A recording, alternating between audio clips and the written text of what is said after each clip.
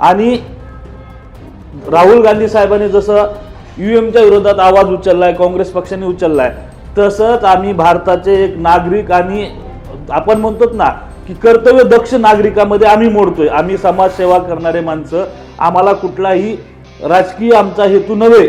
आणि राहिला प्रश्न UM ह्या विषयावर आम्ही आवाज उचलण्याचं कारण सगळ्यात मोठं असं आहे की बघा, देशाला जर लोकशाही आणि लोकतंत्र वाचवायचं असेल तर त्या सर्वसामान्याच्या मनात जो प्रश्न पडला UM विरोधात त्याचं निराकरण करणं हे निवडणूक आयोगाचं प्रथम कर्तव्य आहे.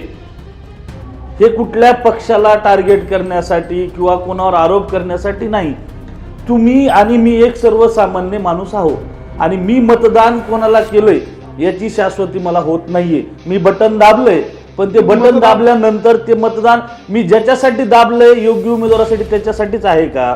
आता मधात पण ज्या निवडणुकीत मुंबईमध्ये ठाण्यामध्ये जे काही बिनविरोध निवडणुका झाल्यात ते नोटा हे बटन नसल्यामुळे जे झालंय, ऑप्शन नसल्यामुळे, ह्या सगळ्या गोष्टीचा कुठेतरी विचार केला पाहिजे ना. तिथे समजा नोटा हे बटन जर का असतं तर कदाचित बिनविरोध करू शकला नसत्या. बरोबर.